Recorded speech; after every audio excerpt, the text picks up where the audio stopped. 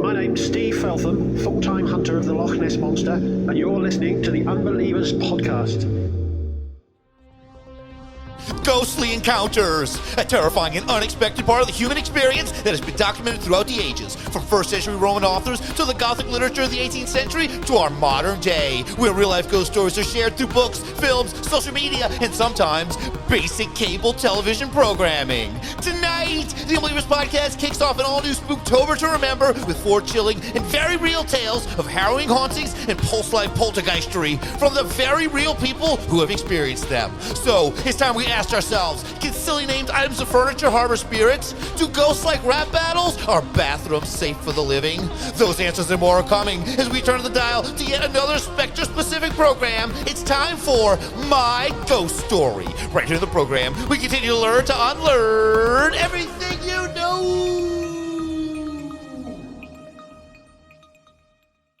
Hello and welcome to the Unbelievers podcast. I'm Rus Ryan. I'm Drea Mora. And joining us as always is soundboard engineer and producer, Rob Okey. This place is legitimately haunted by ghosts. What's up, guys? Oh, Fucking haunted by ghosts. It's fucking spooky in here right now.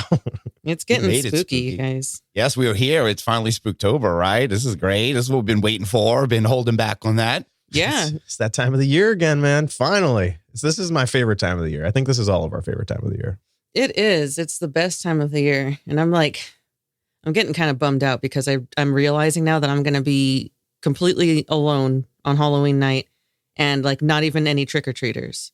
So I don't know what to do with myself. That sounds like a horror movie, kind of like the setup for a horror movie. Right? I mean, you can only hope. I hope that something comes to terrorize me, I guess. No, I take it back. Whoa. I take it back. I'm sure something will come along on Halloween and definitely terrify you. But hey, look, we're keeping you company now. We're back. It's Spooktober. Mothman is behind us. It's time to move on. So let's get into something I've been wanting to talk about for a long time. It's my ghost story.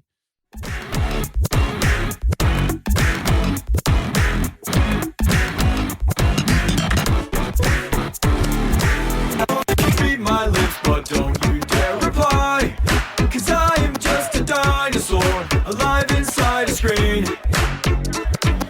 Bring me out and hang me up to dry. I don't believe in dinosaurs, but I know ghosts are real. There's a ghost in my home, but it's better than being alone, reading red messages with no replying. Yes, my house is haunted, that's the way I want it. Red messages with no replying. Yeah, that music must mean something. Spooktober is finally here. We made it with a little Nell Ward. With Ghost. It's a cool song. That song's amazing. It's 90s core, right? Super spooky. I got to kick it off right. Got to use a little Nell Ward. And yeah, we are kicking off the spooky season by discussing a television program that is very, very spooky, possibly the spookiest one out there. And it is My Ghost Story. And no, this is not my personal ghost story. It is a show called My Ghost Story. And here's a little info about this program. Premiering in 2010 on the Biography channel, My Ghost Story features ordinary people who reveal their frightening personal experiences of ghosts and haunted houses.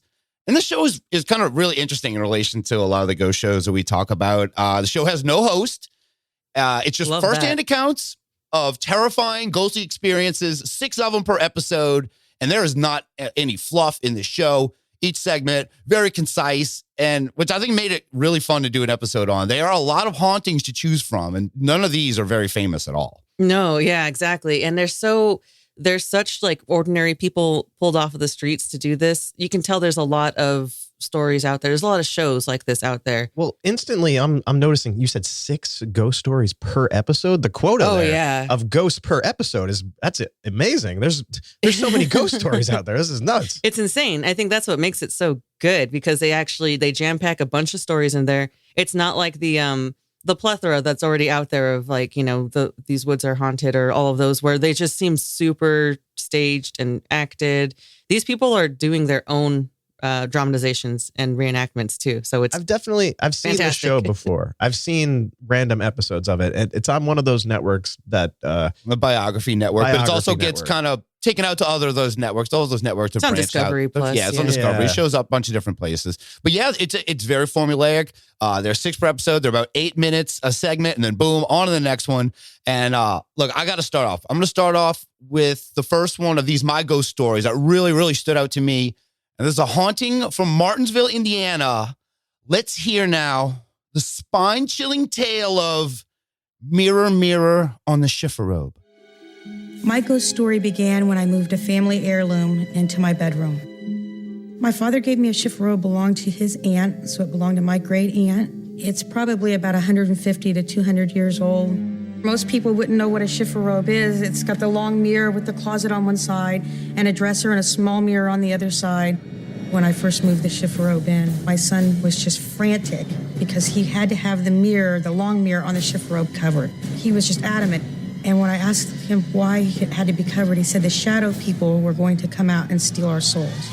Oh, the haunted chifforobe. And thankfully, I don't have to explain what a chifforobe is to you, Rob or Drea, because she did a great job in there.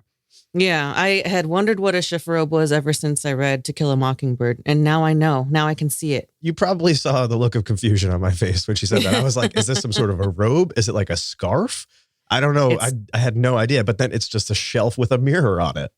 Okay. It's a little more than that. It's like it's kind of like a vanity combined with like an armoire. It's not a full-on armoire, but it's like this whole like weird combination. It's a chimera. It's a chifforobe. She says it a million times in there. But this chifforobe, this one has shadow people. And so I'll tell you a little about this lady. There's a woman named Lori Smith who has a son, and he is very, very frightened of her chifforobe. At first, I just thought he's watched too many scary movies, but I humored him. I covered up the mirror. Then the next day, I took the cover off of the mirror, and that's when it seemed like things started happening. Just odd things. You would see shadows in the house, or things would be moved. I would get hair-raising feelings, or you'd feel an extreme coldness. The dogs obviously see or sense something because they won't go in my bedroom anymore, and that's creepy. Maybe the dogs hate you, or maybe they're possessed. That's another big indicator. Animals don't know how to lie, usually. Not very well. I love how dogs are like, whenever there's a ghost somewhere, they're just like, nope, thank you. I'm not into this. Dogs know. They always let you know. Well, the kid's already being weird. I would just listen to the kid. Just keep that chifforobe covered. You know, it doesn't seem that difficult, but she's very proud of it. It's her chifforobe. It's a very nice chifforobe. Put it in her room then. Jeez. I think it is in her room, but the dogs, the kids, I guess her son, they're all in there all the time. That's weird. This chifforobe is taking over their life. It's drawing them in, and other stuff starts happening too. The TVs turn on even when they're unplugged. That's a big creepy sign. There's technically, some classic, I don't know if that's possible, but okay. We'll continue. Classic ghost creep That's out the move. creepy part. It's not plugged in. So Lori gives in finally, and she puts her vanity aside and covers the mirror of the chifforobe. But at this point, it's already too late. Whatever evil was hiding in that chifforobe was now free in her home, and her son started acting weird. He starts staring off at nothing. He starts talking to the air, and then things get even stranger. Then he started talking about his dead daughter. And I'm like, you don't have a dead daughter. But he was adamant that he was talking to his dead daughter. If he didn't say anything for quite a while, I'd say, is your daughter mad at you? Because you haven't talked about her for a while. And his response would be, how can she be mad at me? She's dead. I mean, he got it with that one. Yeah. But no, not really. Because okay, how can you talk to her? She's dead. You little brat. How's that logic continue? But the brat has a TED taught her, or I thought she said. I was like, I kind of went back to TED Talks. We have TED Totters now. It sounded like he didn't want to talk about it anymore, and she brought it up again, and he was just like, she's fucking dead. Like, she's dead, all right. I don't want to. Yeah, why are you bringing it up? Like, let me vent and let me process my own daughter's death. I don't need you bringing it up. I'm glad he brought it up because I actually like that clip, but it's so weird. We could never use it. Someone have to prompt it or something. Maybe on the stream, ask me if Chris is mad at me, and I'll say, how can she be mad at me? She's dead. All right. Well, that's not good. For spooky season. Chris is going to love that. Right? No, I'd be like, no thanks. Oh, God. But yeah, so the son is seeing this. The son's seeing now he's got a dead daughter. He elaborates on the whole situation by saying that they used to call him Kipper. His name was Kipper when he was in the war. And so They call the mother starts Kipper during the war. Right? Me too. It was a common nickname during the quote unquote the war. So the mother assumes that something is speaking to her son, something that came through the chifforobe. So things start happening to Lori too, the mom. She starts getting dragged around her room laterally, which she makes sure to mention. It's getting very poltergeist in there. And it's time for her to take action against this chifforobe infested house in the pitch black of night. So who are you going to call? Jeffrey Poe, intuitive investigator, of course, right? Oh, yeah. That's my go-to. Yeah, he's the guy. He comes in with some tech. You would love this guy, Rob. He Jeffrey drops Poe? He's got infrared. He's got audio recorders. That's another a formulaic thing about the show is that the show always somehow involves evidence. Like they're either video or EVP recordings or pictures. It's not just people telling stories. Like you have to have a little bit of evidence that they can show on TV. Bit, yeah. a shred of it. Or you got to get a Jeffrey Poe to come in and like, I'll get something here. And so here it is. Jeffrey Poe getting his infrared and audio. And some of this footage is unbelievable. We recorded balls of light moving around. They were probably about the size of golf balls to start out with and went up to about the size of an orange flying around 2 or 3 different places in the house. In one of the videos, you can see the light goes across and it goes up the wall and back down the other side. When I was there for the investigation, I didn't feel it. I didn't see it. I wouldn't have known it was there had we not had the infrared cameras. All right, Another orb was taken right in front of my son's bedroom. There was no color to it. It was black and white, but you almost felt like you could see the hair. It was a perfect picture of a little girl. And I can only guess that that was who my son was calling his dead daughter. And she was outside his bedroom door. Whoa, Kipper's daughter and balls everywhere, all caught on tape by Jeffrey Poe. Round balls, 2 littler ones, 1 big one. Oh, that's a throwback. I remember That's that. really good. She reminded me of so much of the Nessie lady. It went down. I even cut it. It's no good, but listen. The light goes across and it goes up the wall and back down the other side. I only thought of it because it reminded me so much because she sounds a lot like went down. This lady?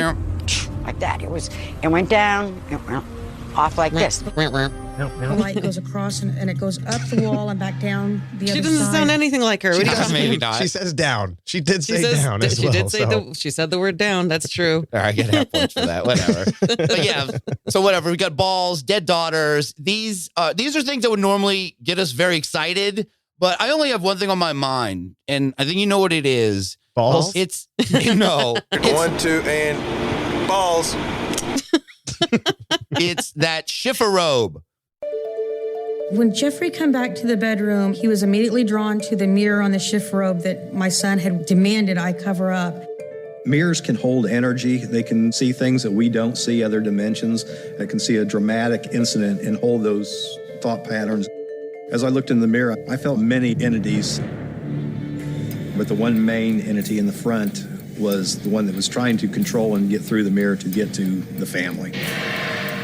I've never felt nothing like this before in my life. Definitely unhuman, not of this world. Later on in the evening, Jeffrey was able to communicate with the presence in the room. I got a contact with a entity, a spirit, a ghost, by the name of Kipper.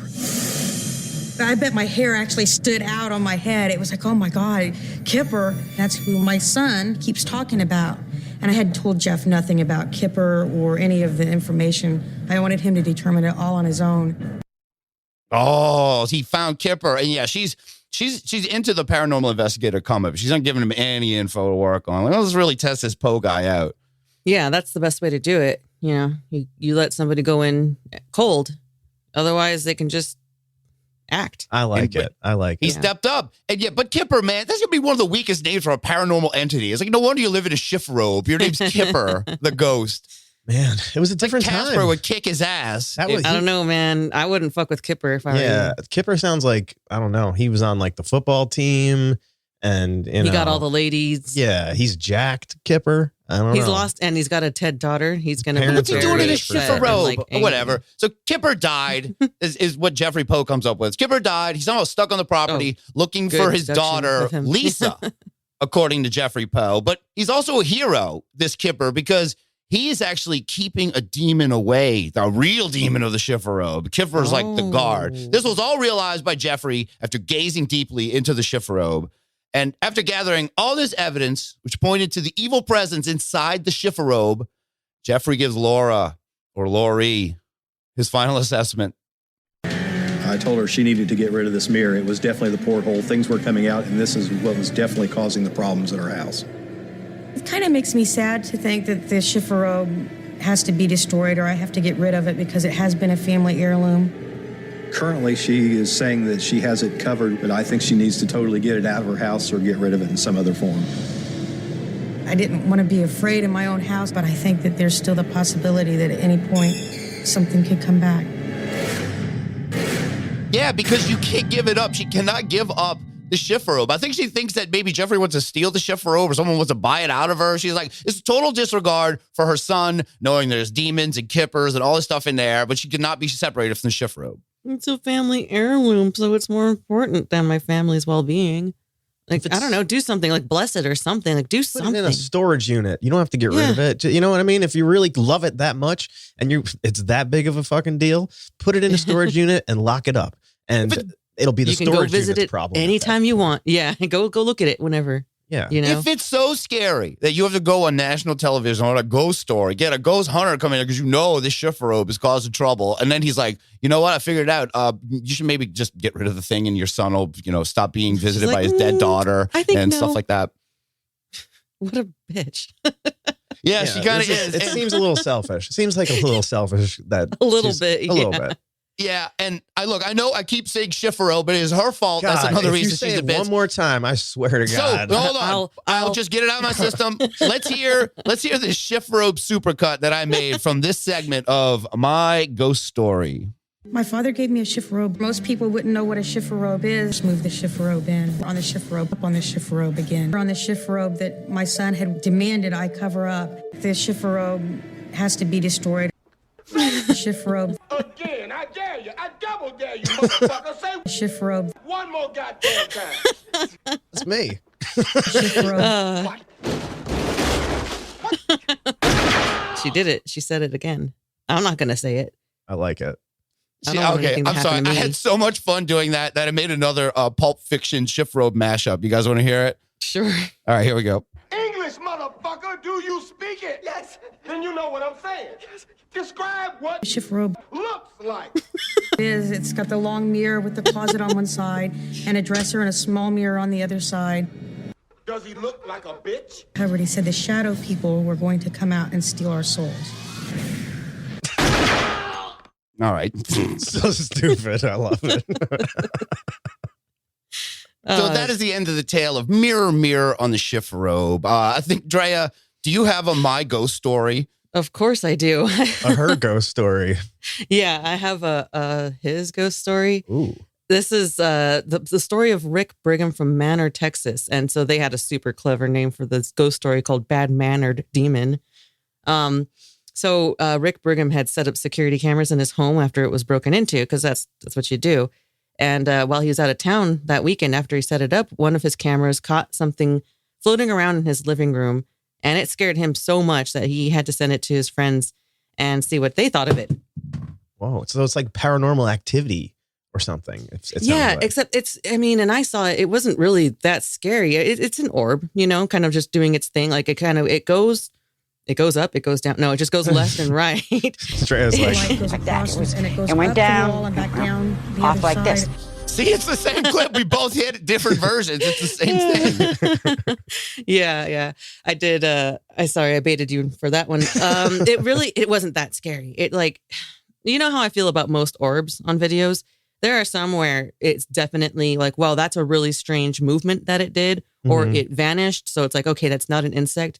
This one looks like it could still potentially be an insect, but I give him a little bit of credit. It does look pretty circular. It's kind of bright.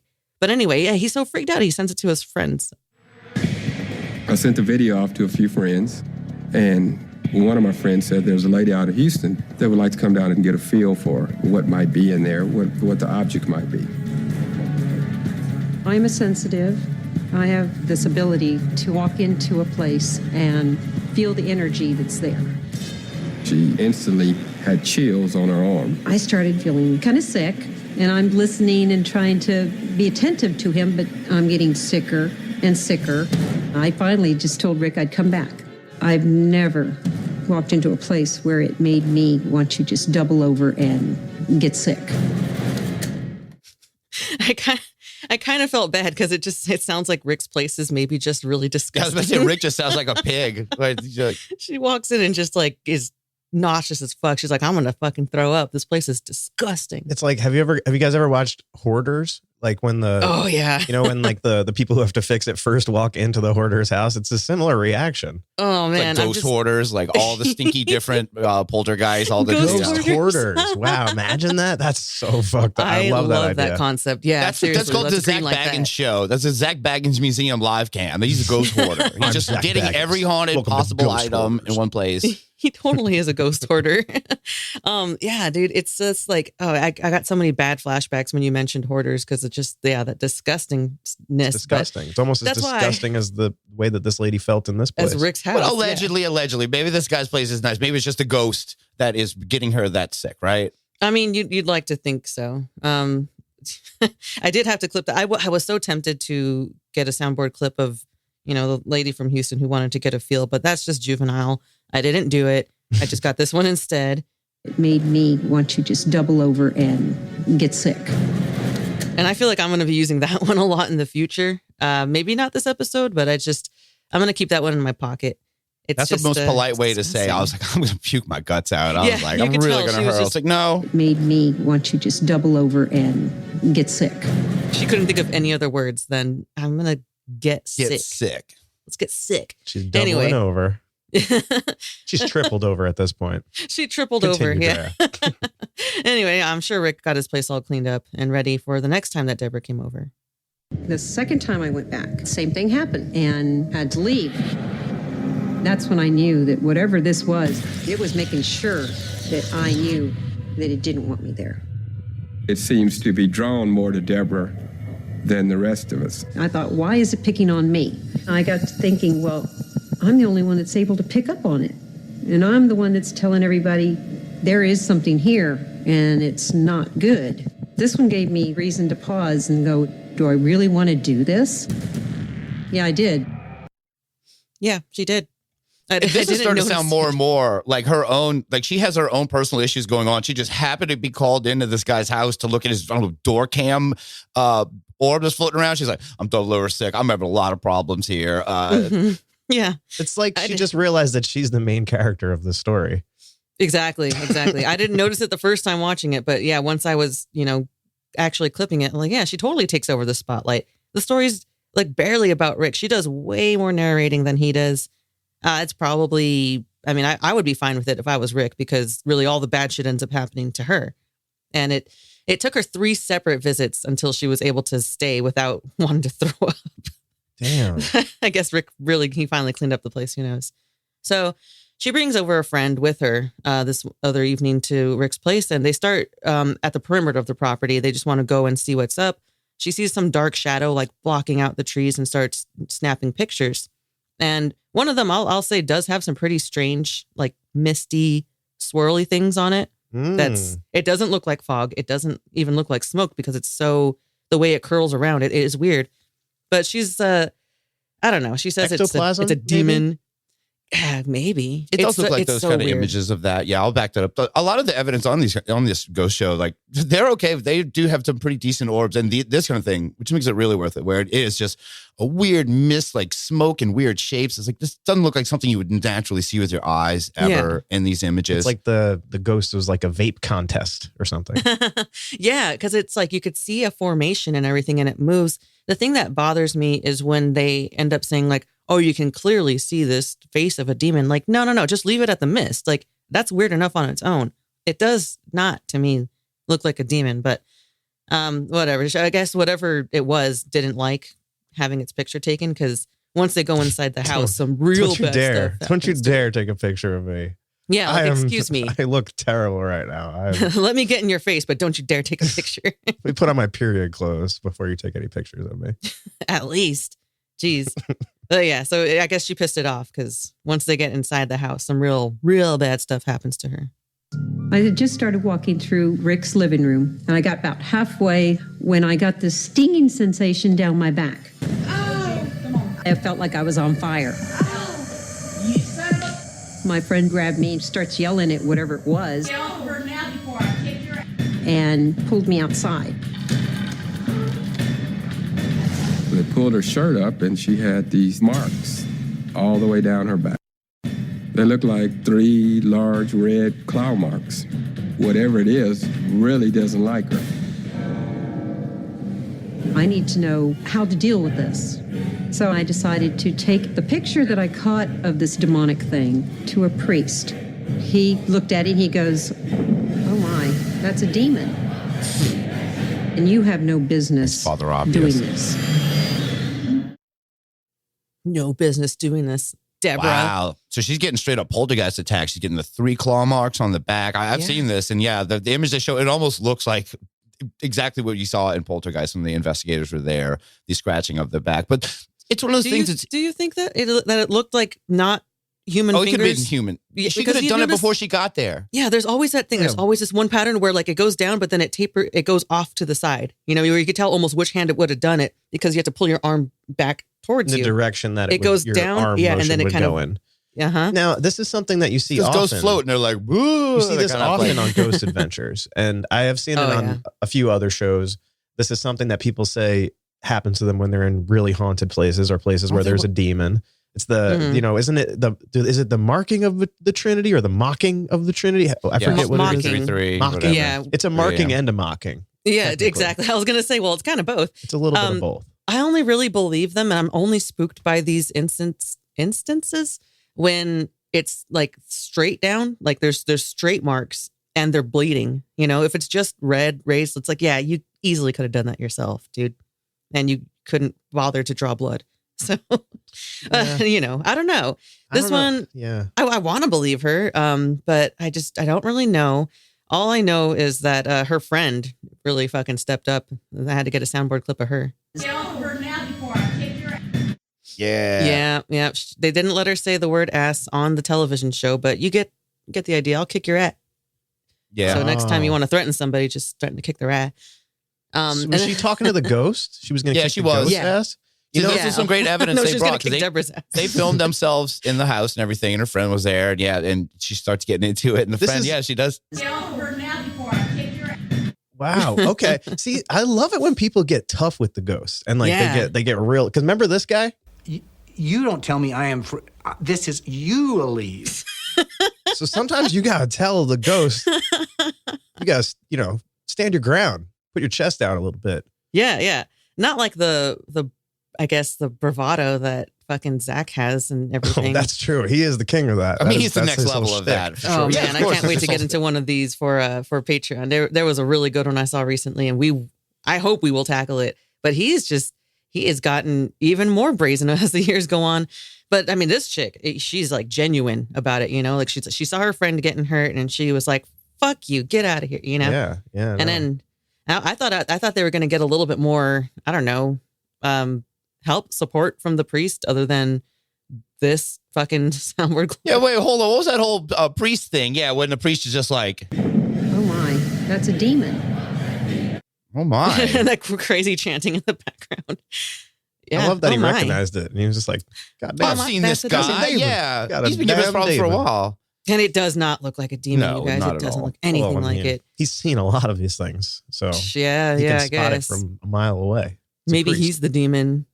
Maybe. But who knows with this one? Yeah. I don't, because this was about a guy that's like the story of a man who installs a camera. Next thing he knows, another woman takes over this story, and it's all about her demons and a priest and everything else. Co-starring the lady who says,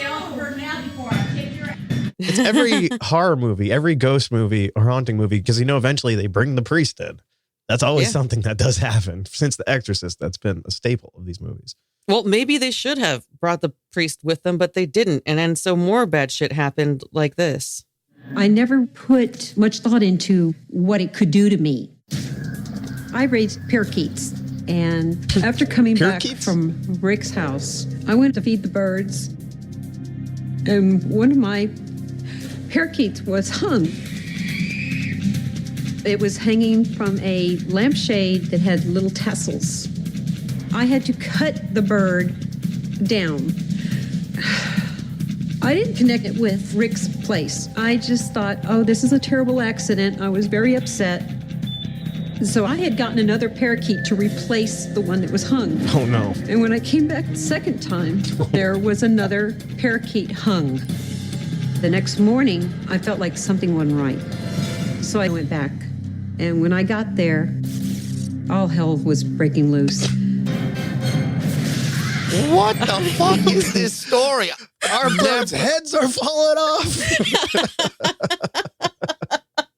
I feel so bad laughing, but I mean, it's ridiculous. And I'm kicking myself now for not clipping I raised parakeets because like at the time I was tired to the point where I'm like, is this clippable? Is it? I don't know. I'm pretty sure she kills parakeets. She does in a weird way too. So okay, according to her, she brings this demon back with her, and it's taking her parakeets. It's fashioning nooses out of tassels from a lamp, and it is delicately making a noose, hanging these things, making a little gallows. So the ghost is going through a lot of trouble to take out these parakeets, or she has this whole little system going on. That's the wildest shit. It's crazy. And I mean, it can happen, you know, like it's not something an animal does by accident very easily, but it can happen. Like, is she out there? Hold on. Can we contact her if she's got some crime scene photos of this? Like, I don't want to see it, but I want to know how that works. Okay. How big are these tassels we're talking about? I know that birds are supposed to be good at repeating stuff, but who showed them how to tie a noose? Because that's what I want to know. And how do they do it with do they use their little claws, or do they use their wings, or do they use their mouth to tie the noose? How would they do it? Yeah, that's why you know it's a ghost. And how? Okay. Also, so many questions. You're a bird. You have ghost wings. Of another dead parrot you just is hanging flying. The other parrot. Yeah. You don't ever have to really hang. You're a bird. You can fly. You get tired though. Yeah. Peck the little tassels off or something. How do you hang a bird? It's crazy. It's craziness. And it's not. If that's not bad enough, it happens twice in a row. Like what the? How? Not another one. Not again. Not again. And then I guess she learned her lesson. She didn't try to replace the parakeets after that. God, I just can't help but just picture, Dumb and Dumber this whole time. It's played out like that in my mind. I know it's a completely different scenario, but I just can't stop myself from going there. I think that is a parakeet as well in that movie. Yeah, Petey. I think it is. Yeah. Petey's head fell off. Nice bird. Pretty bird. And guys, this all started with a guy saw an orb, because his car got broken into or something, and he put a camera. Next thing you know, birds are being hung in a woman's apartment over and over. She doesn't spend a lot of time there, it seems, either. She's like, oh, the birds are fine. I got to go out and investigate, men and their houses. It was a home invasion, so you feel like, okay, my home was broken into. I'm going to set up cameras. Now I'm starting to wonder, was it broken into by people, or was it a home invasion by ghosts in the first place? Then, Good we don't know. I mean, it's a real vendetta against parakeets. Right, sure. Parakeets. I'm gonna retroactively go and clip that. I have to. That was adorable. I raised parakeets. I raised parakeets. Thank you. Anyway, if all this shit wasn't bad enough, what about the hell breaking loose at Rick's place? Oh, yeah, Rick. Deborah ran up to tell me that my horses were out. Two of them had jumped the cattle guard and was in the neighbor's yard. All the animals were acting strange. Rick's black dog attacked another dog down the road, and it sounded like it was being killed. Something had really spooked them, and they were reacting to it. I realized that there's some things that you're not meant to do. But if it could hurt me and it could hurt my animals, there's no telling what it could do. And I didn't want to be responsible. So I decided I wasn't going to go back. Yeah, and that's pretty much how it ends, too. Look, there's like Beast of Bladenboro action going on now. Dogs are fighting other dogs. I don't know what that has to do with the ghost. That just sounds like something that happens. Yeah, it's not that much hell breaking loose, in my opinion. What do you think? Demon dogs, guys. Demon dogs. Just a dog attacking dog. Dogs never attack other dogs, so that's weird. That doesn't happen. Horses never get out of their barracks or whatever. But sometimes their prisons, when the ghosts are real active and shit gets spooky, those dogs, you don't know what they're going to do out there. Those dogs they get go crazy. nuts. Just blaming animals being weird. I'm like, all right, okay. A parakeet hanging itself twice, definitely weird. To me, that's the weirdest part. Not take that away. But associating other just natural animal things with it, it's kind of like, man, you had it. You could have closed with the parakeet. Done. That was it. I believe you. There's a weird demon. Throw it in the shift robe. Do whatever you got to do with it. I don't care. I guess I had to find a way to bring Rick back into the story somehow. It's like, this should have just been Deborah's story featuring Rick, which it kind of was. Yeah, she's way more interesting now. She's like going for it. Her whole life is falling apart. Her friends all like... It's like, kick my ass. I'm gonna go kick your bird's ass. Yeah, right. Like, oh, threaten me. Watch out for your little birdies. Yeah. This ghost, if it is its ghost doing its thing, it's a punk ass bitch. But at least she gave it up.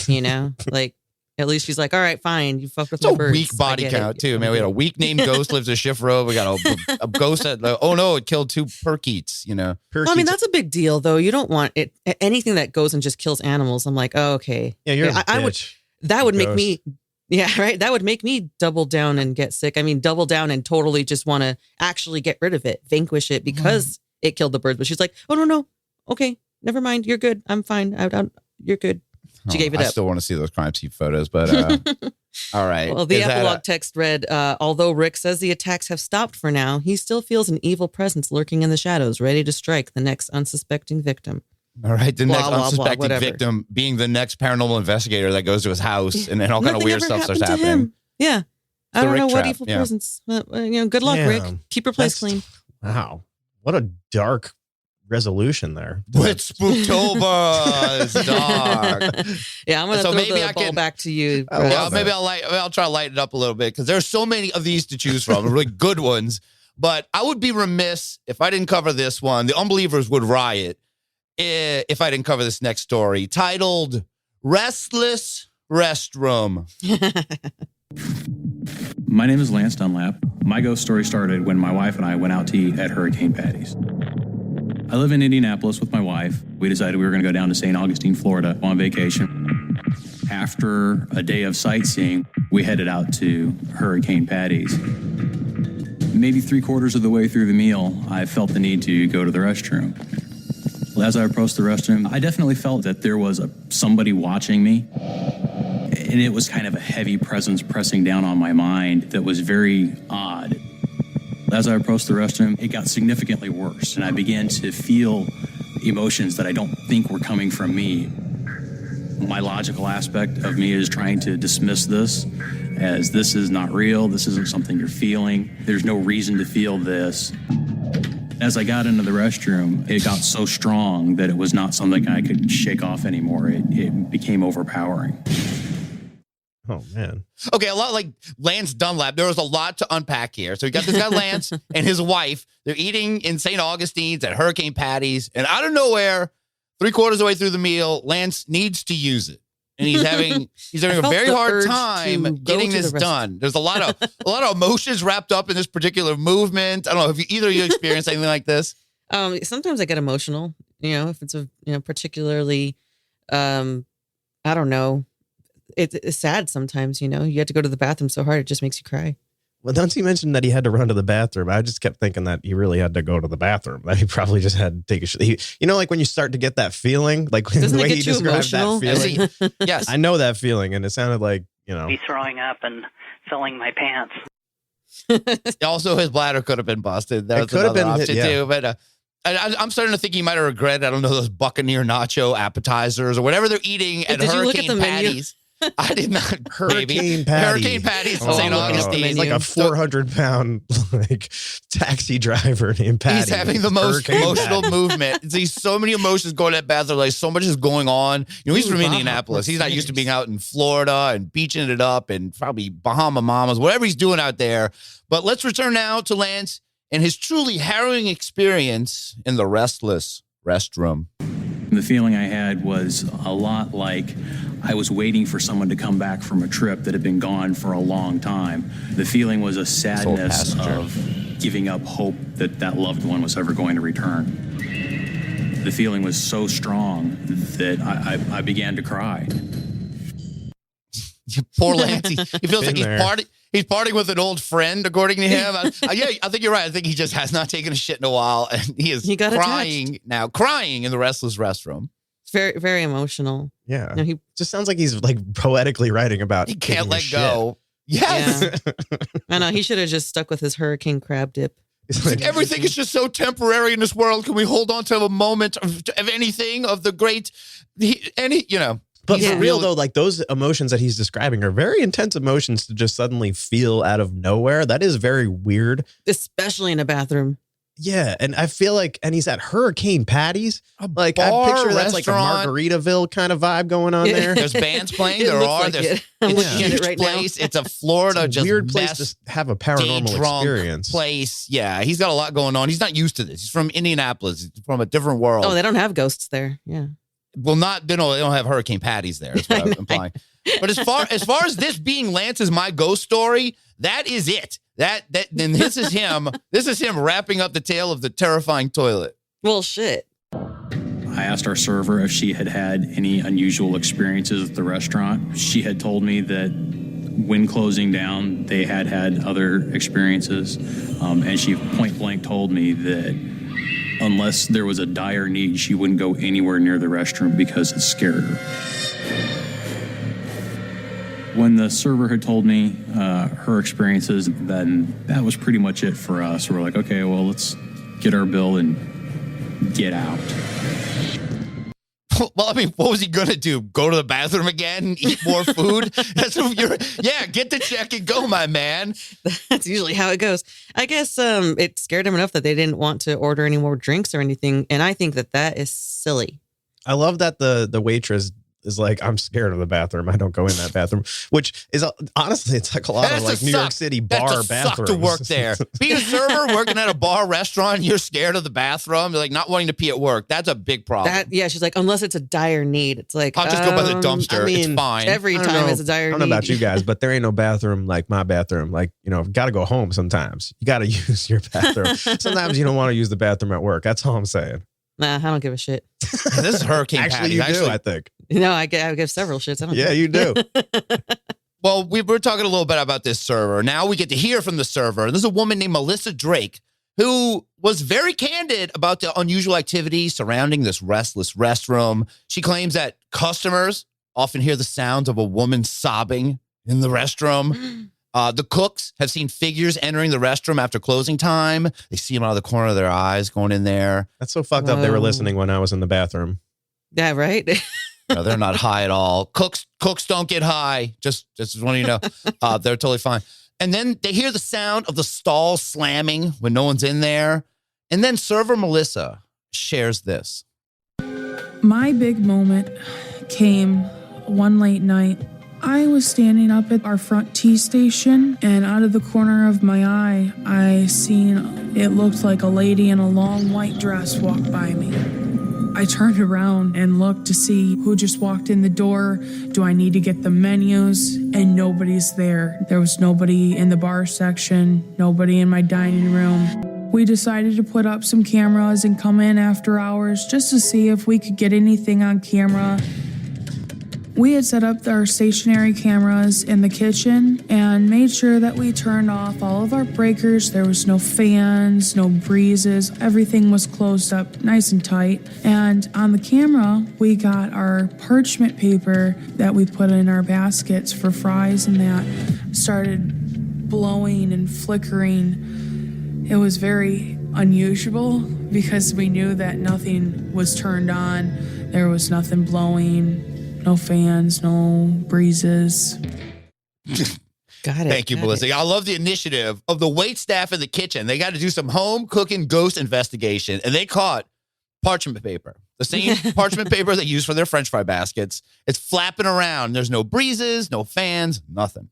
It sounds silly because it's like, oh, the parchment paper that we used for the fries, and it sounds so mundane. But I have had that kind of weird thing happen where I see something move, not just a tiny bit, but like either flip off of a surface or kind of pop out of a trash can. As ridiculous as that sounds, it's just like I've seen it like with my own eyes. And so it's like, it's just kind of strange that if you're a spirit, that's what you're drawn to do. It's like, I'm going to go move this paper. Well, it seems like, like spirits, they don't have physical power to actually like, most spirits, I guess, don't have the physical power to like move things, big things. But, like people do the candle thing where they like make a candle move sometimes. Maybe like things that are very light, like, they're able to affect these things, but things that are a little bit more, solid or sturdy, a ghost it's like, I imagine the ghost just trying to touch it and they just go through it. They can't mess with it. But if they hone their energy somehow on something like a candle light or a piece of paper, maybe they're able to make it do something, in a bathroom. Like, what's the ghost using his powers in the bathroom? Is that what the guy was kind of freaking out? Like, he's like, I'm not in control of this. Like, remember, this is the bathroom ghost we're talking about. Now it's messing around in the kitchen. Like, I don't like that as the ghost washing his hands when it's going to mess around with the parchment paper. Are they using that same sheet of parchment paper in the fries? I think he's feeling the oppression. I think he's feeling like oppression from the ghost. Like,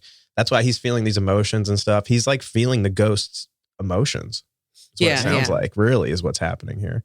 And I've heard of that happening, which is, to me, that's kind of one of the scariest things that can happen besides something like, pushing you or like physically trying to hurt you, is when you start to feel emotions that aren't yours and stuff. You just kind of feel like not in control anymore. But the whole, like the sobbing thing, that sounds like residual. And Rob, I think you're right about the whole, they're going to move what they can as far as the parchment paper goes. And they're trying to get some attention any way that they can. Yeah, to break that barrier. Yeah. And they're reaching out. Yeah, they're hitting random strangers from Indiana or Indianapolis, wherever he's from. But here's a story going together here. So you've got the guy who's, in all seriousness, he's feeling like some kind of lovelorn situation. She's seeing a woman in white. They're putting it all together. And it's not just parchment paper. Caught by these cameras. There's even more. We had a lot of stories go on about the bathroom, so we put a camera facing that area. Toilet. And when we looked over the footage, we seen an orb pass right by the bathroom door and then disappear. In the video, it appears there is a disc of light that flies from the right-hand side of the screen and then actually disappears before it gets to the left-hand side of the screen.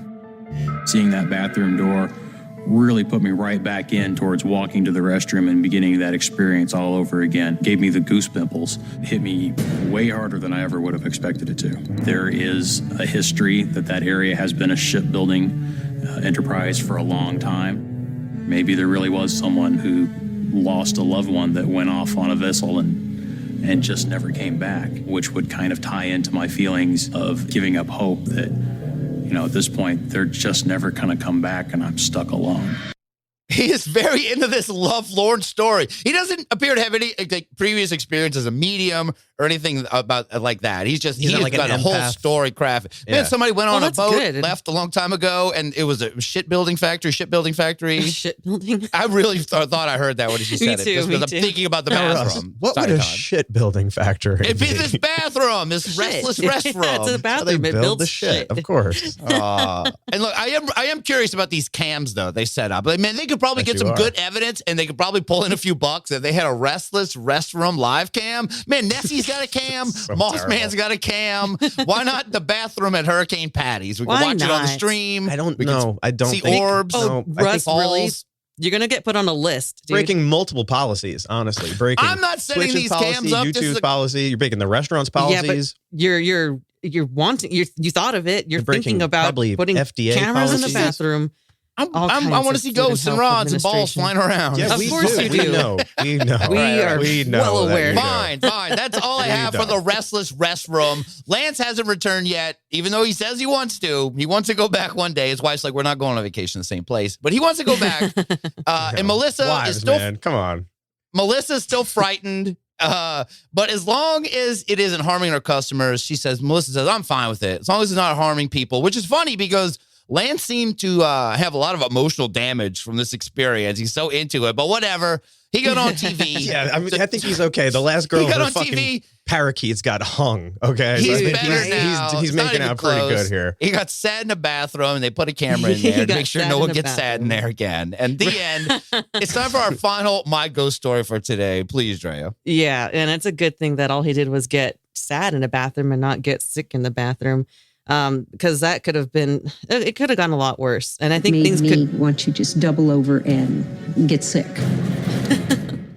Yeah, but so all the stuff that happened at Hurricane Patty's was not that scary. I think what's way scarier was what happens in this next story, which I don't think that they need to name these stories. It's called The Grim Rapper. This is the story Grim Rapper. Hanif Hart, or Neef for short. Let's just get into it. My name is Neef. I'm a battle rapper. Streets and rapping, that's what I do. And that's what I do best.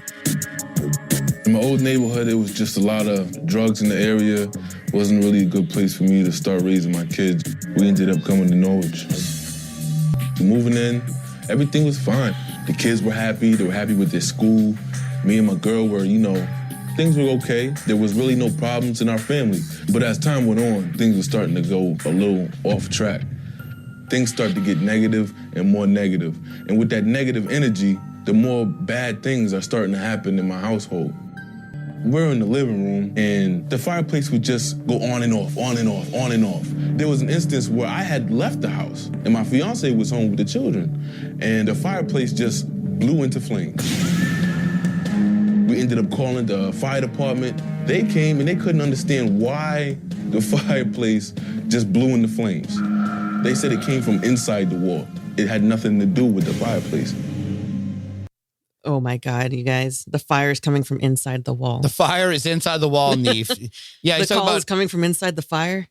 And I got to ask something. So this is the first time I think featuring a battle rapper in a ghost story. This might be a first for any television to feature a battle rapper ghost story. And I don't know, in battle rapping, Rob, isn't that all about like throwing a little negativity on people and dissing people? Like maybe he's bringing a little negativity with him. Not generally a very positive genre. There should be positive battle rapping where you just build each other up and compliment each other. That sounds really cool, actually. I feel like that would actually be really good for you. But no, battle rapping, it's intense. And it's all about trying to tear the other guy down without them punching you in the face, basically. I think is the whole idea of battle rap. They're trying to punch you with words and it hurts real bad. You want to make the other person as mad as possible. I'm pretty sure that's the whole point of battle rapping. You want to end up battling after the rapping is done. Yeah, well, that's the whole, they push it. That's the whole thing. Is that's why people watch it, I think, too. Is they're like, hopefully these two guys might fight each other. But he's like a professional one. Like he's like, hello, that's his occupation. My job is, well, he says, it's his Jeff. It's the best introduction, I think, since Jeff. All right, here we go. My name is Neef. I'm a battle rapper. Like, all right, I know everything I need to know about this guy. Neef. I don't want to piss him off because he's going to battle rap me. If Neef I do. is a good name for a battle rapper. I will say that. And you don't think that it rhymes with some words? It rhymes with some words that you could really make fun of somebody with. You got to be conscious of that. He sounds like he's got a good voice. It sounds like he does. He might have a good voice for rapping. DMX-y, so we'll see. Oh, I love it. Yeah. Let's see. So the fireplace blowing into flames, that's the first sign of this shit being a haunting as opposed to just general negativity.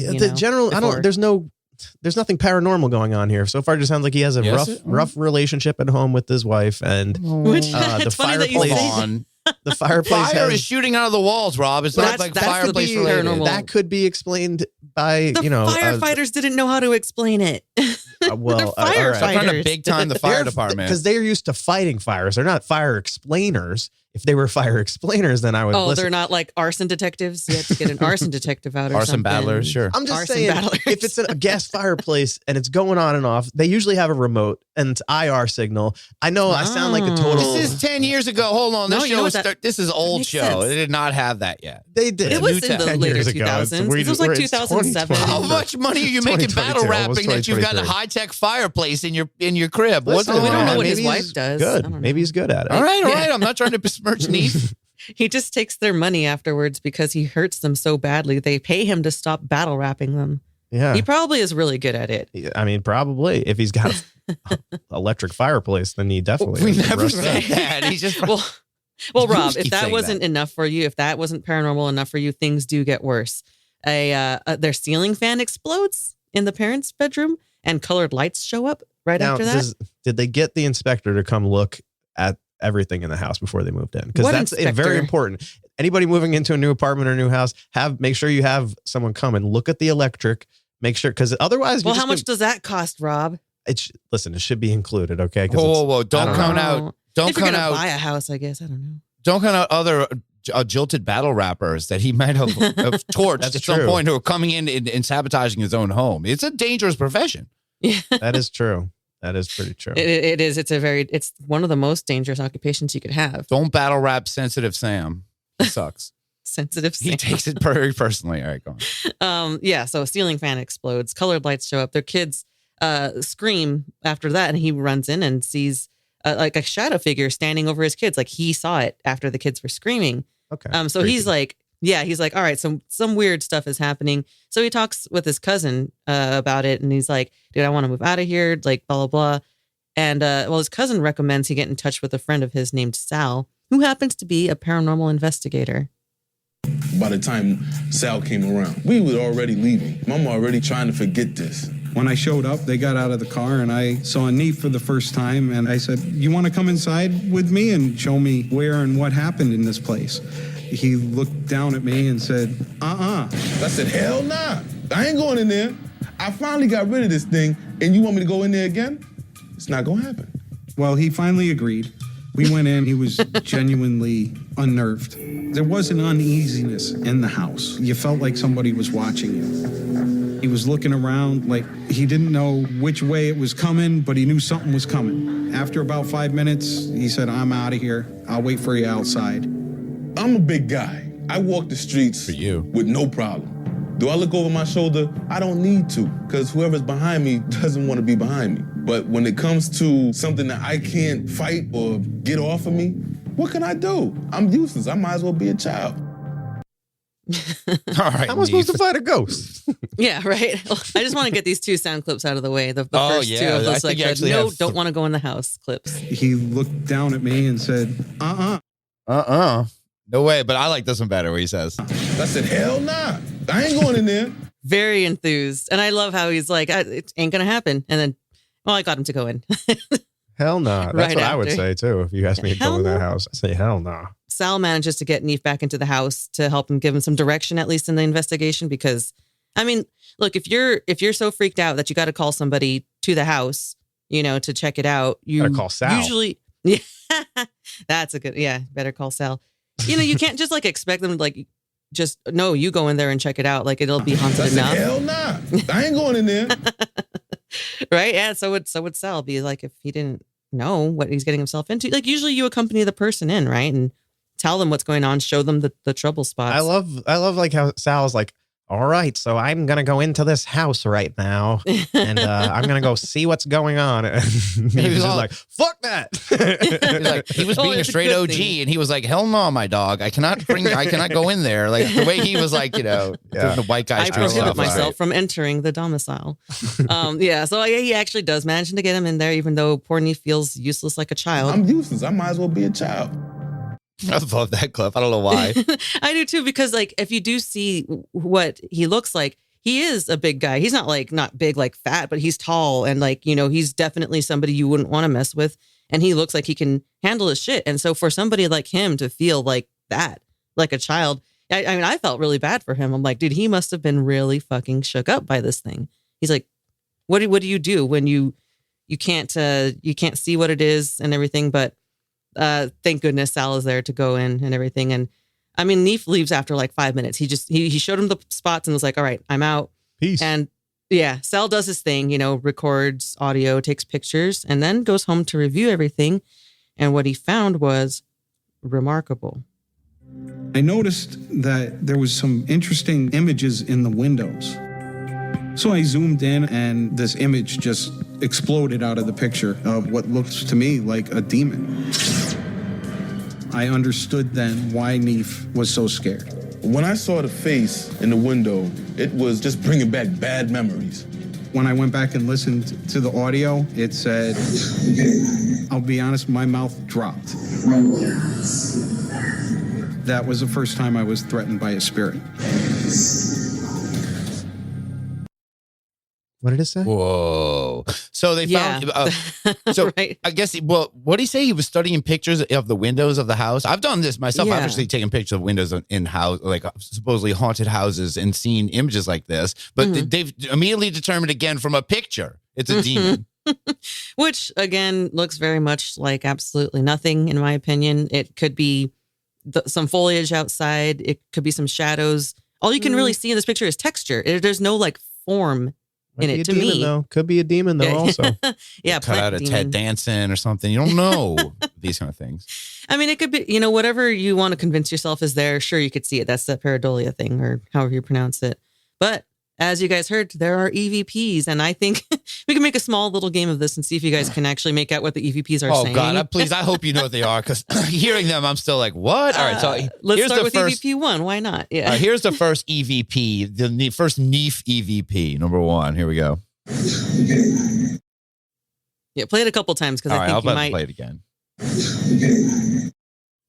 Close your eyes and concentrate. Can you hear any words in there? Close. Or now this is the ear pareidolia part. Now you're hearing. Close your eyes and concentrate. Oh, no, I said that. I'm telling you guys to close your eyes and concentrate. Oh, I think that's what it's saying now. No, yeah, that's what I mean. It's like you have to not be looking at anything, because when you see the words that they type up on there, like what it's supposed to say, you're like, okay, yeah, I can convince myself that that's what they're saying. I usually need I need the closed captioning to help me. Usually that's why I watch Ghost Adventures. They're always sure to make sure they put. They do too. They definitely try to convince you. I usually hear things other than what they type up on there. I'm like, no, I hear this instead, but I don't know. Could you guys hear anything in that one? It's hard to hear anything in that one. That one supposedly said, "This is the pain I'm in." This is the pain I'm in. All right, now so much to say. All right, so I want to hear. I want to hear it now when thinking of that. Oh, see, now I hear it perfectly. This is the pain I'm in. Yeah. I live with a battle rapper. He roasts me every night. It sucks. I'm going to roast him back. I'm going to set his house on fire. This is the pain I'm in. The pain. All right. Okay. Oh, the second one is worse. Now I'm hearing it. Okay. Yeah, I can kind of hear it. All right. There's a couple more. Let's get to NEEF EVP 2. Gas. My friends are sick. What'd he say? I can hear that. Gas makes sense because that would be the fireplace thing, right? Let's hear it again. Let's hear it again. Gas, fire. Oh, see, that would make a lot more sense than "I'll bounce you backwards." Ooh, that's a diss. Fuck? That's a diss. I'll bounce you frontwards. Goes. What are you talking? What talk shit? I'll bounce you back and front all night bars, long. EVP you bars. Don't tell me I am. This is UNLEARN. Oh. Oh man, I will never get tired of that Ghost one. battle rapper right there. So yeah, that was ridiculous. And then I guess this one, I didn't even hear any words in this third one. This is like when Eddie Murphy did buckwheat or whatever. It's just a question mark underneath it at this point. We don't know what it's saying. All right, let's hear EVP 3. Piss. Yeah, It's like the restless restroom's back. Oh no. And somehow that's the longest one. I was looking at the seconds on it. I'm like, and it has the most nothing. That one says down the steps. So apparently, that's what Sal got, was he was being threatened by this ghost that's saying, "I'll bounce you backwards down the steps." Damn, that's a threat. And them's fighting words. So I'll bounce you backwards. Like, Wow. who says that? I don't know. An old timey ghost, I think. Say we could make it into a great rap, but it just sounds like shit. It'd be so hard to discern it. We have to read. Why wouldn't you say "I'll push you down the fucking stairs"? Yeah, can we hear that last one more time now? All right, here we go.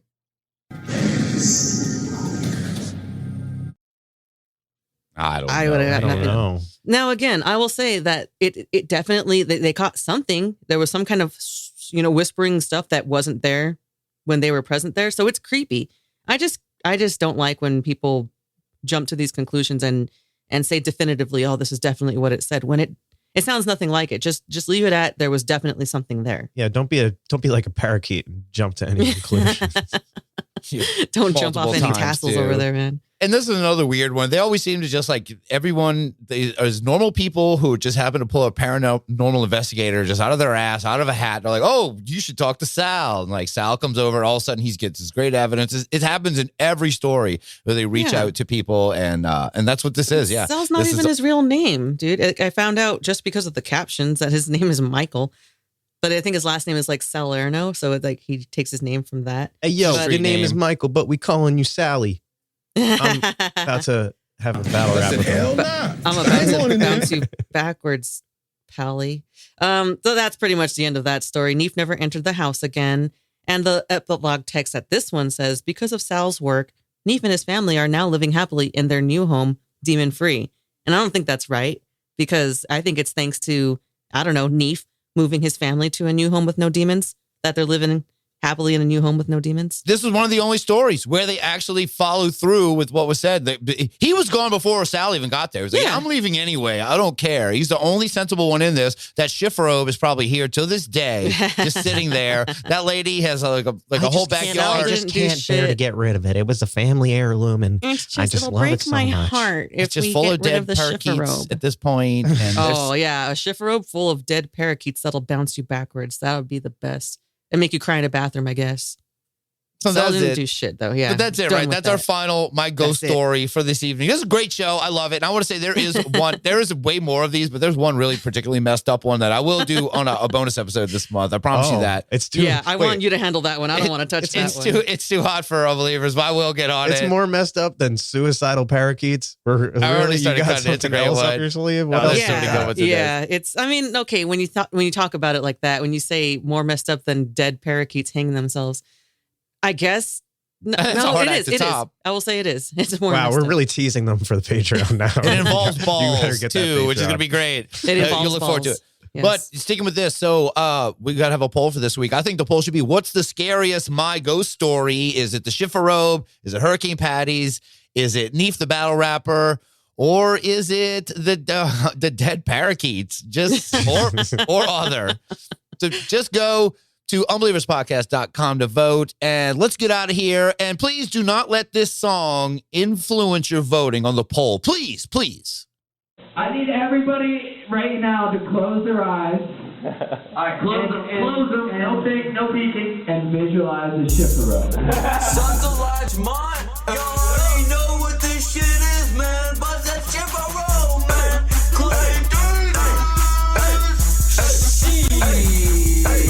Bust that Schifferobe, ayy. Bust that Schifferobe, ayy. Bust that Schifferobe, ayy. Bust that Schifferobe, ayy. Bust that Schifferobe, ayy. Bust that Schifferobe, ayy. Bust that Schifferobe, ayy. Bust that Schifferobe, ayy. Bust that. That's what that lady should have done, right? Yeah, don't influence your vote, but yeah, bust up that Schifferobe. The music tonight is psychotic. I love it. October. I love weird. Love it. Yeah, that was good. Oh, the great Schifferobe song. Evidently, Schifferobe is some kind of dance as well as being Of a course it is. complicated piece of furniture that people like to talk about. But yeah, it's a fun start. My Ghost Story. I love that show. You found that on I can't get enough of SoundCloud? Where did you find that one? it. Around out there. Around. Oh, that means he's got an actual tunes. supplier. I don't remember who did it. You'll find them. The hot Schifferobe tracks are out there. Trust me. Hashtag Schifferobe. Yeah. Maybe vote for the Schifferobe in the poll or No. whatever too. But no. Maybe vote for the parakeets. I don't know. Do whatever you Who want. knows, man? Who knows what None they're of going my to vote for in that poll? That's true. And here we are. We're back. So I we want to got, know other people voted for other shit. and we're going to find that out. That's a little tease because there's a little thing called the poll coming later. But before that, we have to get to the Unbelievers voice mailbag. The Unbelievers mailbag. Ooh, right in the mailbag. Hey man, check your mailbox. Hey, you got some new mail over here. Mailbag. The mailbag is cool. Mailbag. Sup, bitches? It's mail time. All right, here we go. We're back at the Unbelievers voice mailbag, and we had a really great one come in. I know this came in while we were on our trip, so I'm excited to hear it on the show. Let's hear. Hey, Unbelievers. This is Golden Rice coming to you from Minnesota, the land of 10,000 lakes and a lot of Bigfoot sightings, apparently. My local hairy biped is the Burgess Hairy Man. The show Haunted Highway did an investigation there looking for the elusive creature whose sightings peaked in the 70s, just like many other Bigfoot stories. And to the north is the town of Lemur, which is a self-proclaimed home of Bigfoot. And the group Finding Bigfoot did an investigation up there and concluded, while it might not be the home of Bigfoot, it could certainly be a home of Bigfoot. So, anyways, that's all I've got for you this week. And I really think you should interview me about Golden Rice. There you go. That's how you do it. Thank you so much, Golden Rice. Hey, I like this, man. Oh, wait, he wants his clip. Play it. Oh, yeah, he wants some Golden Rice. I'm getting hungry for Golden Rice myself. So Interview me about Golden Rice. That's an interesting story. I like the local. So it was the Vernus Hairy Man. I might be saying that wrong, but it was featured on some shows. I'm Finding Bigfoot. I like that they're like, we found out that it might not be Bigfoot, but there could be a Bigfoot. Now, Haunted Highway, was that the one with with yes, with Taddy. Taddy? And, Okay. Okay. I wasn't sure if that was Haunted Alien Kowski. Highway. There's so I thought it many of was these like highway UFO things. or something. Yeah, Yeah. we did that highway one earlier this year. Yes, that's the one with Chuck Sikowski and his son, the cop. Haunted Highway? Are you Haunted sure? Highway, Alien No, Haunted Highway. Highway is different. We did Alien Highway. All the highways have been covered. Yeah. We're all over them. Yeah, but thank you so much, Golden Rice. I want to hear more. Thank you for sending your Bigfoot stuff That in. was I very love nice. hearing about more Bigfoots, especially ones that are featured on shows that we can play. Yeah, there's So- local Bigfoot. Call us and tell us about your local legend, the Interview local us about monster. local legends. Yeah, and we'll interview about Golden Rice if you're lucky. Why not? All right, here's the next one. We got another one here. We got a few more. Hey, Unbelievers, it's the Whoopin' Hooper here, the cryptid case cracker. I'm just out here working my way through all these Bigfoot calls while I'm checking out my cows. You know how it is. We got some cows out here, and they're bound to cow while we're having cows. Classic. I'm looking into this case based off a most recent episode, and I can confirm that a goat is, in fact, something different. And, you know, cows. So that's another mystery solved by the cryptid case cracker himself. But I'm having a bit of a crisis of character here, and I was hoping you could help out. I've gone under the moniker the Whoopin' Hooper for about a year now, and it's fun. I like hearing that Canadian accent saying that. It's pretty fun. But before that, I was Count Dorky the Otter King, and that mantle was just too much to bear, so I had to set that down. But I think it's time for a change again, so I'm thinking I might go as Tim Peeler, Cryptid Feeler. But I don't know. I want to hear your guys' opinion on that. Should I keep up with the Whoopin' Hooper or change to the TPCF? Let me know. Tim Peeler, Cryptid Feeler. All right. That's more you know. And away I go! IPCF, thank you so much. I'll be honest, I like Whoopin' Hooper, and thank you so much. That was a great call. Man, he dropped so many new and old soundboards in there, Rob. I don't know if you can even keep up with what's going on. I mean, we can't play all of them, but I mean, I do know that he mentioned Peeler, so we can hit him with the Peeler easily. Get away from here. Get. But he also had that recent one. Oh, sorry, Tim. I always do that to Tim. Yeah, come on, let him finish at least. Let him There's finish. that one recently though about the goats and the cows, and that one. That's a pretty new one, but I'm glad that that he's appreciating that. That was a good one. Yeah. Well, horses. So, you know, a goat is something else, and, you know, a cow. That's the thing too. Thank you. Cows exist too. As far as his question goes, I like, but why not alternate? You know, just do one time and do another one the other time. He said I like them both. Peeler, maybe. He said Tim Peeler, Cryptid Feeler. Yeah. Yeah, I don't think he I feels think them. it's He brilliant. gets them and pokes them and stuff. Yeah, He feels them. He caresses. I like it. I like I like how it sounds. At least I don't know. Because you want to feel some cryptids. All right, let's move on. I'm sitting in my head. I'm going cryptid squealer, cryptid kneeler. What is he doing to these things? All right. I think cryptid peeler. I actually think this might be a follow-up call. Let's see. You better watch out for the beast of blazing, bro. Better watch out for the beast of blazing, bro. Better watch. Damn it. Forgot the rest of the words. I'm such an idiot! Oh, that made my day. So that was. No, you nailed it. You didn't forget anything. You nailed it. That's all you need to take away from the beast of Bladenboro. Beast of Bladenboro. Oh, now it's gonna be stuck in my head. Both of them. Yeah. God damn it! All right, and then there's another one here. Let's see what this one is. Better apologize for my recent outburst. Better apologize for my recent outburst. Better apologize for my recent outburst, because I'm trying to be better. Aw. That was adorable. All right, you brought it I all back. thoroughly A enjoyed story that. in 3 parts. We appreciate it. Whooping Peeler or Tim the Haunted. Well, no, wait, hold on. We've got one more too. It's not over yet too. I just wanted, before we wrap this segment up, we do have one more call. Okay, so please be a prequel. Hey guys, it's Corrupted Mask. Well, this isn't really related to the podcast or the Unexplained or anything like that, but I thought you might like to know that there's going to be a little unbeliever on the way. My oldest niece is having a baby. She's having a little baby boy, and he's going to be due, I believe, in February or March. So I will keep you guys posted on that.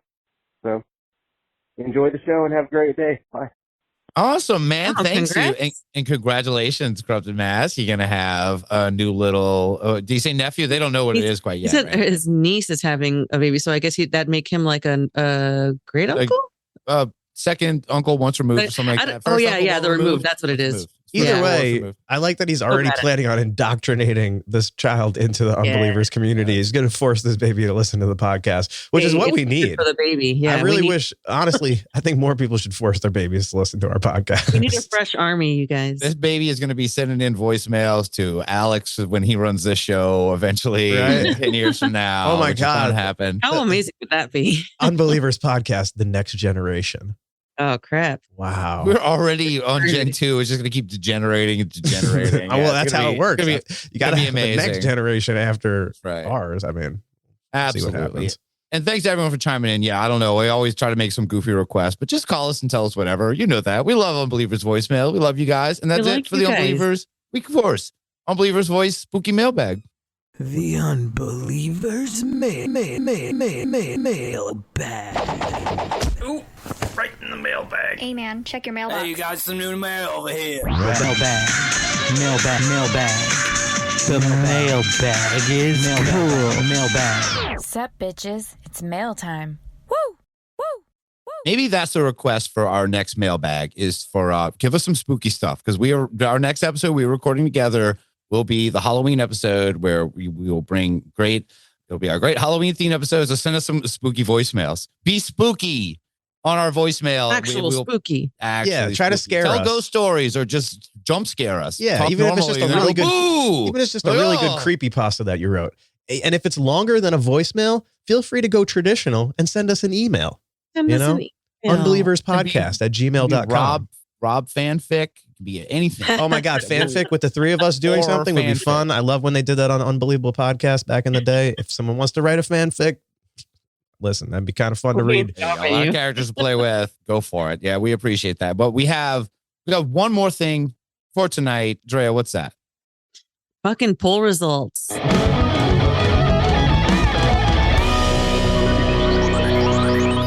This week's poll, what is the beast of Bladenboro? And the choices were a supernatural entity, a big boy, circus animal, or bobcat. This is going way back because we did not do the poll results while we were recording in Point Pleasant on the last episode where we were all together. We let the Bladenboro beast, I'm glad he brought it back with the song. We're all reminded again. We're all back in it. Right back into it, man. That was Right so back well into queued up. That's great. So well queued up from my episode from a month ago. But yes, what is the beast of Bladenboro? Yeah, you heard the choices. Drea Mora, what do you think the Unbeliever said? Big boy. You say big boy. Hey, big boy. What about you, Rob? God, what were the choices again? It's been a long time since we did those. For supernatural entity, big boy, circus animal, or bobcat. I'm going to say circus animal. All right. Well, congratulations to neither of you. With 5% of the vote, bobcat comes in as the it was a vote. You guys got the no voters have imagination. spoken. Voters have spoken is bobcat, but Bobcat of course, Goldie. well, I mean, it's not just bobcat because, of course, there are others. What is the beast of Bladenboro? A Martian or shit or something? Or maybe it's Rob in disguise, sneaking up on who else? Russ! And you know he is throwing that corn. Whoa. Wow. We saw some Martian or shit or something.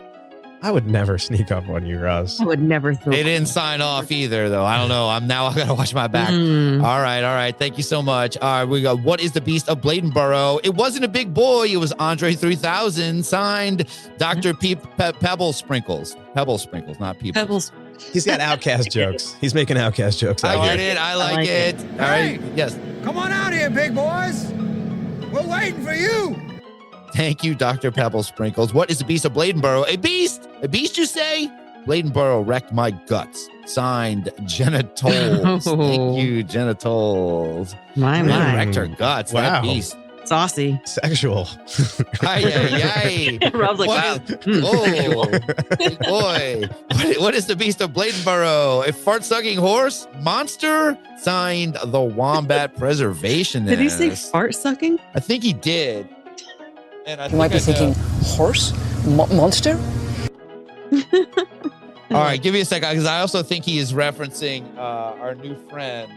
I don't know if I have him on. He's definitely referencing Evil Nate, our buddy Evil Nate the wrestler, who says this. My man, Mothman. No, but he also says, Sniff my ass, suck my fart, turn me around and give me a pedigree. all right, Wombat Preservationist. I think that's what he was getting at as well. Good shit. What is the beast of Bladenborough? A goddamn Hemachopter, Pog get the gun to Destined Star. A Hemachopter, Pog get the gun.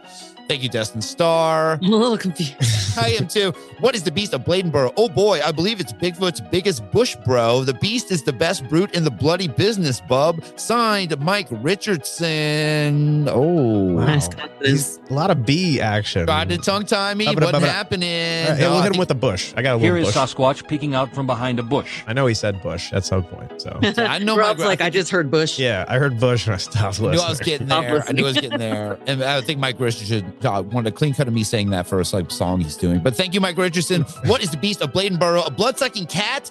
There was a popular girl at my high school named Cat, but blood wasn't what she sucked. Signed, Corrupted Mask. Youch. So no blood? There was no blood? I think it ate my cat. Thank you, Corrupted Mask. Very nice, Rob. What is the beast of Bladenborough? It's a Martian or shit or something that makes deals with a Squatch and is running up that hill in the perfect mermaid spot. Signed, Golden Rice. Good one, Golden Rice. Cool. I like that one. All right, we'll give him the Martian. Some Martian or shit or something.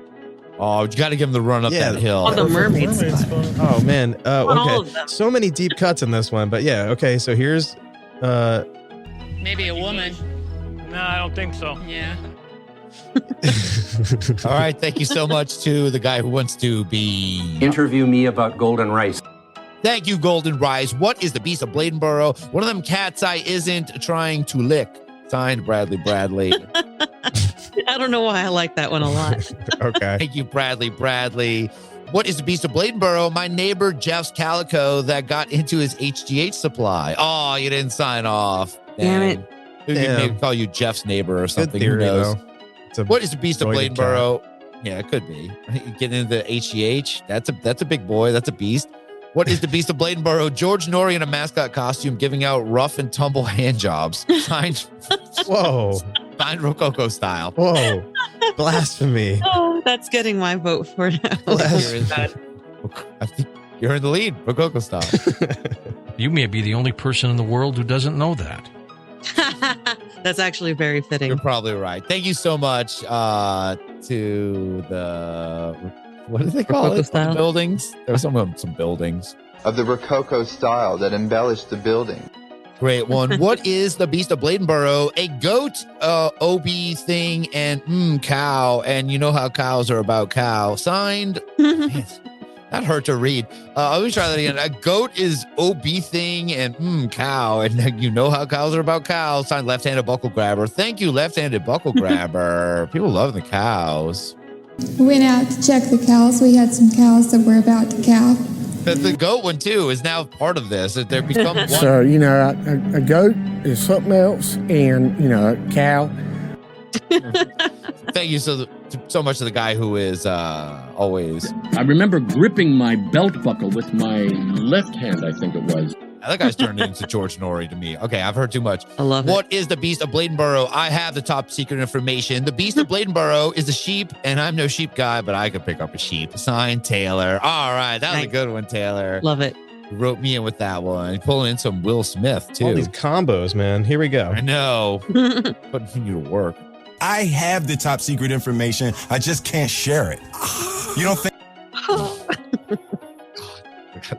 Got how dirty that one is at the end. Yeah, but beast of Bladenborough is a sheep, and I'm not no sheep guy, but I could pick up a sheep. all right, Rob got sheep. Leave that sheep Thank in you, there. Taylor. Very good. They're very good, very nice. What is the beast of Bladenborough? We don't know, but whatever it is, that's one giant pussy. Signed, the non-Newtonian Druid. Ooh. Welcome aboard, non-Newtonian Druid. Whatever it is one giant pussy. I guess we'll hit him with the classic. We don't know. Thank you, the non-Newtonian Druid. What is the beast of Bladenborough? You might bite off more than you can chew or suck more than you can suck. Host quotes, Rob Okey. What the hell? Thank you, host quotes. All right, we get to see you did. I like that one. All right, you might be in the lead now. I like this new character host quotes. You might bite off more than you can chew or suck more than you can suck. Did I do that? Yes. You think host quotes would lie? You're in the lead. What is the Beast of Bladenboro? It's spawn of the Great Bigfoot, bear dogs, hog dogs, tigers, and vicious monkeys orgy of 1949. Signed Scooter Poot. Thank you, Scooter Poot. That's a lot going on there. Poot. They had Great Bigfoot, but they also had dogs. These dogs were bear dogs and hog dogs. There was also tigers and vicious monkeys or something. So I'll save you from that. Thank you, Scooter Poot. That was a good one. What is the Beast of Bladenboro? It has a cat body, cat tail, monkey fingers, monkey face. Could be anything. Maybe a woman. Signed Whooping Hooper. God damn it, man. They're really putting you to work today. Like a monkey face and monkey figure, and this is 8 feet height. I think let's go with that one.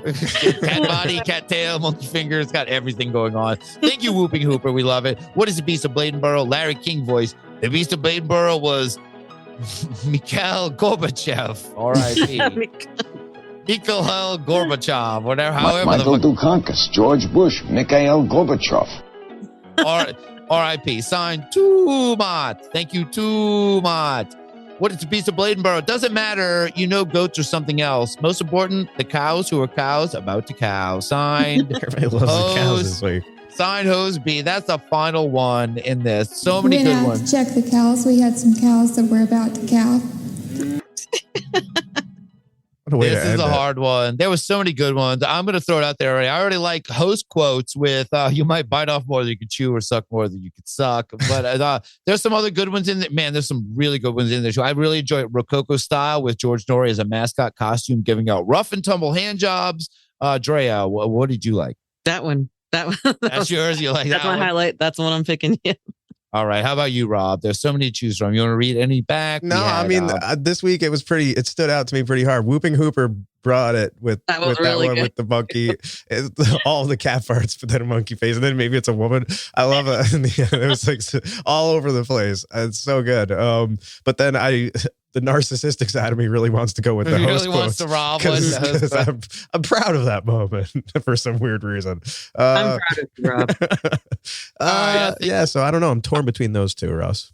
I feel like I always just ignore whatever you say and vote for whatever me and Drea want, but I will not do that this time. And congratulations with host quotes. You might bite off more than you could chew or suck more than you can suck from Rob Okey. Congratulations. You just won this week's poll results. All right, we've made it to the end of the program, but before we go, Drea Mora, do you have anything you would like to say or plug? I just want to reiterate that I'm gonna be freaking alone on Halloween with no trick-or-treaters. Because this town is too spread out and rural, so all the homes you can't trick-or-treat, so they do a trunk or treat in the town square. And that ends at 6 p.m. I'm going to be bored and sad and maybe scared. So if anyone wants to watch movies with me on Halloween night or something, live stream, I don't know. Yeah, cool idea. I like it. I think a Halloween night live stream will be in order. It'll be a lot of fun. Halloween's on a Monday too. It's all weird. It's a weird year. So yeah, we'll try to do that. What about you, Rob? You got anything to say or plug? I'll say this. Where are you? Tom is back in Blink-182, guys. That's what I want to say before I go. I'm very excited about that. Hopefully they'll do some Alien songs on the new record. I want to hear. I mean, he's been doing Alien shit for like the past 5 years. I want to have a To the Stars fucking album. Yeah, I don't know. I'm excited. Hopefully everybody else out there is excited for that too. Besides that, check out the Patreon where there's, like Russ said earlier, we're going to have additional stuff from this episode. So there's like a whole nother segment that we couldn't fit into this episode that will only be available on Patreon. So if you want to hear that, subscribe to the Patreon, $5. It'll get you there. Or check out our Patreon and go check out all the fun. Go check out Spirits and Spirits and Snacking with Jack and Zona del Silencio and all the other goofy stuff we're doing. That's it. The Unbelievers podcast host today were Drea Mora and me, Rus Ryan. Our producer and soundboard engineer is Rob Okey. You can join our Patreon by going to patreon.com/Unbelievers podcast. You can follow the show on Twitter at Unbelievers Pod and Instagram at Unbelievers Podcast. Our Facebook group is the Unbelievable Podcast Network. And you can check out the merch store at TeePublic. There is a link in the description. There's all kind of fun stuff there. And so much thank yous to all of the patrons: Samantha Dudzinski, Kyle Wilson, Libby, Luis Martinez, Caleb Despins, Rob Beglioma, our official Rod, Marcus Golay, Jackie Whispers, Brandon Cardona, The Ominous Clouds, Chris Porteous, Robert Farrington, Dominic Shealy, Lid Vicious, Fabian, Art Muffin, Nick Marshall, Ramiro, Sam Schvoval, Creepy Little Book, Johnny Knotts, Sandy and Deborah Fold, not Sebra and Sandra Fold. I don't know where I was going with that. Chris Stroker, Luis Payon, 8-Bit Melody, Jenny Dyer, Christopher Balderrama, David Egelhoff, JD Sprankman, Vic Voss, Little BB, Dr. Ortega, Tyler Ventura, Adam Dvorak, Corrupted Mask, Michael Phillips, Carol Valley, Manny, MQ Ultra, CJP, Braden Hitt, Raven Well, of course, our artist guy, Todd X, Christopher Panici, The Moon, The Judgy Moon, Mike Henry, Mike Hartside, Bryce Cronenberg Jr., Don Bright, Shannon Ferrigno, Tom O'Connell, Donna Vance, Jenna Stevens, Cat Chaos, Jason Kelly, Mike, Ryan Ashton, Michael Armento, Wombat Preservationist, our music advisor, and responsible for all the goofy shit you heard tonight is Pandora3373, our official composer and theme song creator is Unbeliever AA Ron, aka Aaron Schilb. Go follow him on Instagram at the Aaron Schilb. Our official graphic designer and card maker who designed our logo is Raymond Orwell. Check out his work at Pete Raven Creative on Twitter and Project Raven Creative on Instagram. Our official Big Island Paranormal Friendly Weatherman is Green Finhawk. Our official procrastinator is Jeffrey Hartneriff. Our official Baby Yoda publicist is Pam Z. Our official Unbeliever listening between the stations for our message from Art Bell is Scott E. Our official Hazmat Lou is Hazmat Lou. Our official Unbeliever without a title is Nicholas Aristavi. Our official Unbeliever that needs a title is still Andrew Reichsdale. Man, we got to get on that, buddy. I'll talk to you. Our official Sexy Daddy Dogman is Destin Star. Our official Unbelievers Raging Puck Wedgies is Joe Filler, who has a new Puck Wedgie that is here. Congrats, Joe Filler. Read those Unbelievers. Keep them coming. Great pick out there where he's got his Unbeliever shirt on, holding his new baby. We are so really happy for you. It was really cool. Amazing. Work to the hospital. Congrats. Hello, baby. Our official resident Sagittarius is Goes Anton. Our official Madman is Unbeliever Adam. Our official Mothman enthusiast is Michael Shields. Our official Unbeliever peacefully eating a hamburger is Michelle Durham. Our official Unbelievers time traveler is Taylor Nelson. Our official ghost hunter is Amelia Childs. Speaking of babies, and Hubie Halloween on Netflix, and hosting Ghost Hunting in New England, Amelia Childs. Baby very soon. So many babies going on. People announcing their nieces having babies. I will say this: our friend Jude, of course, co-host Jude, has a baby on the way. We will. The live stream will have happened by the time you heard this, but he is back talking with us. We are very excited about that. And our official senior European correspondent is Kay Mill of the I Don't Know podcast. Well, I don't think has a baby right now. Our official guardian of the bench is that Kraken Stacker. Our official alien bopper is Nunchuck Bop. And this week's Unbeliever focus is Unbeliever Jude, who, much like our friend Amelia, is expecting a child. That is exciting. Yes. Well, I mean, he's not expecting. His wife, Brianna, is expecting. But I thought I would take this time to give some advice to a new dad. Look, you have a lot of work ahead of you, especially those first few years. You're changing diapers. You're feeding late at night. There's more and more diapers. So a good way to get out of doing anything remotely helpful is just to keep telling your wife over and over that I'm useless. I might as well be a child. And another piece of advice: if you manage to slip out of that bar, maybe out one night, you get to a bar and you get away from all the madness, and someone there asks if your wife is okay with you being out, you just tell them, how can she be mad at me? She's dead. Good night. Tell them, Drea. We're all shit building practice.